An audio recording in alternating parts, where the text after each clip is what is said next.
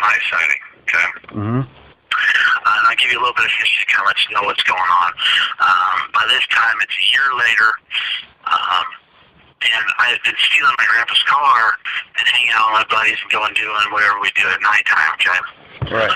And my grandpa had paid attention to the gas gauge and the mileage, and he pulled me aside and said, look, man, next time you steal my car, I'm not going to warn you, I'm just going to call the cops, and I'm going to have to take you to jail. Mm-hmm. Well, needless to say, it went in one ear and out the other. That's what happens sometimes. Right. So, this one particular night, I go to steal my grandpa's car, and he has these great big, they're not roll-up doors, they're sliding doors. They slide left to right. Okay? Mm-hmm. So for me to open the doors, it'd take me like 10 minutes to slowly walk this thing open so you don't hear it stumble the house, you know? Mm-hmm. So I get in the car, and this Buick he had at the time had a roaming short in the car. Sometimes the headlights are short out, sometimes the brake lights, cab lights, sometimes the radio is short out. And no bullshit, I put this thing in neutral, I put it in, I stick my foot out the door to kind of like skate along like a skateboard backwards out of the garage, and the damn horn shorted out. Oh, okay? Man. It's like 1 o'clock in the morning, so the horn started blowing, so I figured, well, I'm busted. He's going to call the cops, so I might as well go for the gusto. Exactly. So, right, I'm no use, no use putting up the flag of surrender now. So, I started the car, put it in reverse, I peel out of the driveway, I drop off my bottle, I pick up a friend of mine, and I tell him, I said, Dave, man, I said, look, and the horn shorted out, we started laughing like crazy. I said, look, we got to stash the car. And at this time, it's late February, early March, same time, and I'm talking about a year later. If I could get my dad's paperwork, I could tell you down to almost a day later. Mm-hmm. So Dave's laughing. So we get in the car, and there's snow on the ground, so there's no way we could take the car off on a dirt road.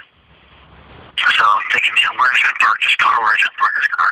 So I go over the bridge to the intersection where my dad saw the Bigfoot, and I take a left towards that grocery store. Uh-huh. I go down 1-2 blocks, and I make a right, okay? I go up a block, and I make a left, and it takes me to this little subdivision they call Portal Heights. Well, there's only one cop on duty. He lives back there at the very end of this housing development. And at the very end of the road, as you come to the top of a little hill, you make a right, you go down and follow into his driveway to his house. If you make a left, it's an old cul-de-sac where there's no houses. Right. Okay, so I make a left, and I pull into the cul-de-sac, and I face my car out, and I back up against the snowbank, right? So I know when he gets the call from dispatch, he's going to pull out of his house, he's going to go hit the town, look for me, and when he's done doing what he's doing, he's going to come pull into his driveway, and that's going to be my cue that it's all safe to go home. Yeah, last place he's going to look is right there at his house. Right, last place he's going to look is right up the street from his house, okay? So I'm sitting there, and we're listening to the radio, and the thing that kind of is funny to me about both the sightings, my dad remembers what song that he was listening to on the radio, or on the, he was listening to the CD, he was at Eric Clapton from the Cradle album, because like the song's burned into his mind when he saw Bigfoot. And when I saw my Bigfoot, I was listening to Creature to the Grapevine, okay? Mm-hmm.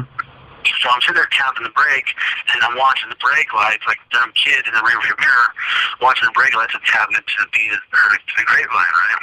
Right. And Dave, he's just kind of like half slumped over his chair, kind of just chilling, waiting out the night. And I'm looking in the rearview mirror, and I see something move, okay? And it catches my eye, so it catches my attention. So I look up, and it's approaching the vehicle almost in a hunch, okay? Now, the way the night was is there was snow on the ground and had a bright moon. Yeah, so that just lit everything up a lot more. Exactly. I mean, like when you gaze off into the woods, you can see the trees. You know what I mean? Oh yeah, exactly. I know what you mean. Right. You let your eyes get used to the darkness and whatnot. You can get yourself to the woods that night. Okay. Right. So it's in a hunch, and it doesn't really spark my attention until it stands up. Okay. Mm-hmm. And when it stands up, the very first thing that I noticed was that it had no, I don't want to say neck down, but it had no neck. Right. It's like their headsets. Yeah, it's like their headsets directly onto their shoulders. Right. And it went from head to shoulders. And the second thing, and as soon as I saw it, I'm getting goosebumps right now. As soon as I saw this, I knew what it was, because there's no way humanly possible anybody can have what I just seen. It had shoulders, Jimmy, that, I mean, the bare minimum 4.5 feet wide. Yeah, that's huge. I mean, it looked like, just huge. It looked like, I mean, I was playing football. I mean, it made football pads look like shoulder pads on a girl's blouse. Mm-hmm. I mean, that's how big this, I mean, and I'm like, dang it, man, something's behind us. So I popped him on the shoulder, and when he turns around in the seat to look, almost simultaneously, Bigfoot turns his back to us and takes off to the left through the tree line, okay? Mm-hmm. So we're watching him, and as he starts to go, I call them pecker poles. They're real small pine trees, okay? Right. And it's like he's guiding himself.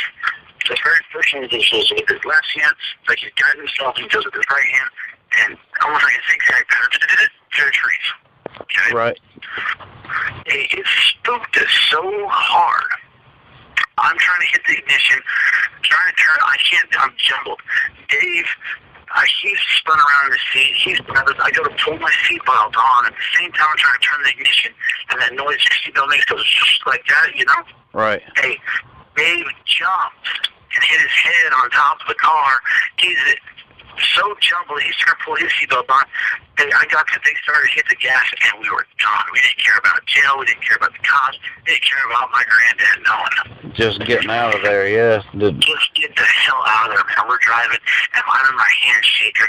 And Dave's like, I can't believe it. I can't believe it. I'm like, oh my God, Dave. So I get him back to his house, and he had to sneak out of his house. And I pull into the alley, and he was too scared to get out of the car to go to the window of his alley. I had to walk him to his window and help him get in the window, and he just sat there, looked at me inside the house, and it was just speechless.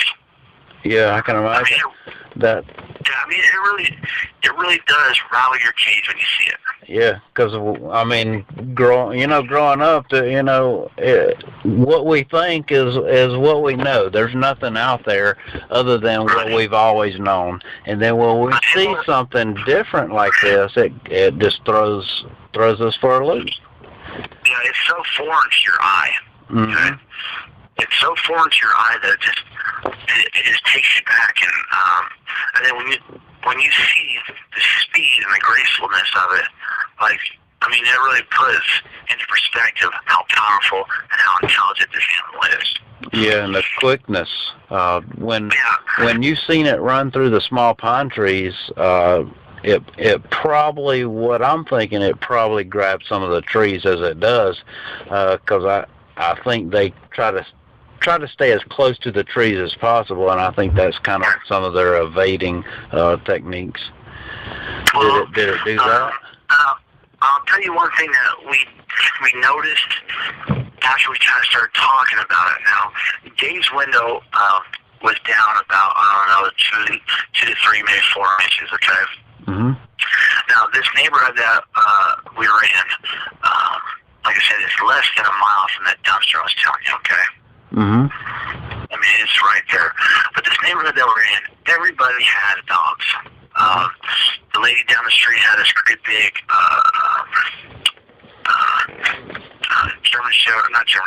Great Dane. My uncle had German short hair. The cop down the street, he had bear hunting dogs. So there's dogs everywhere. Okay? Right.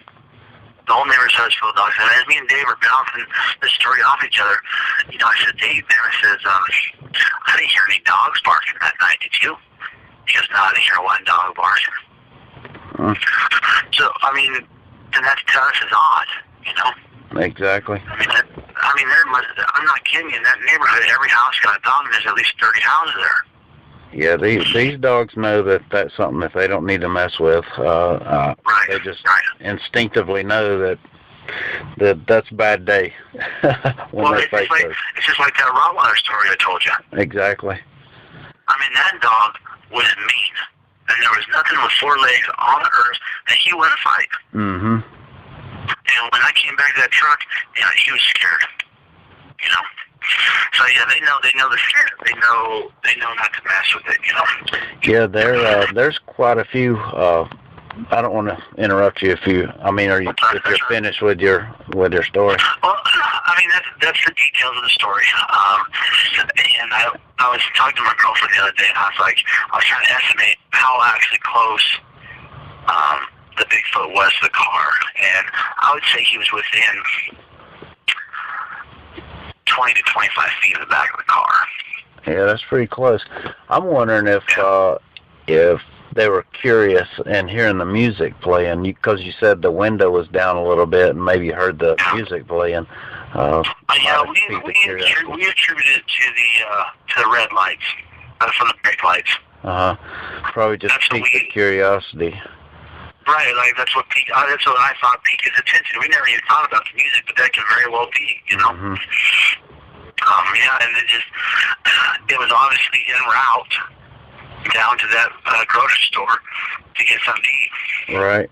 So it could have been heading that way.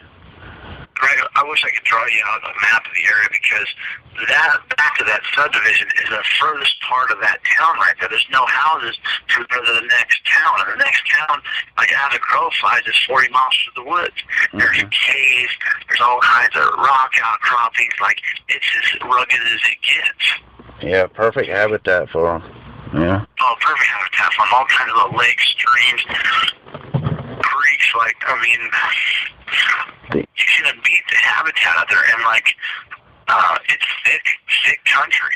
Have you had any other sightings other than that? No, I never had any other sightings. That's been my only sighting. And I told you about some of the other things that I couldn't explain in the woods.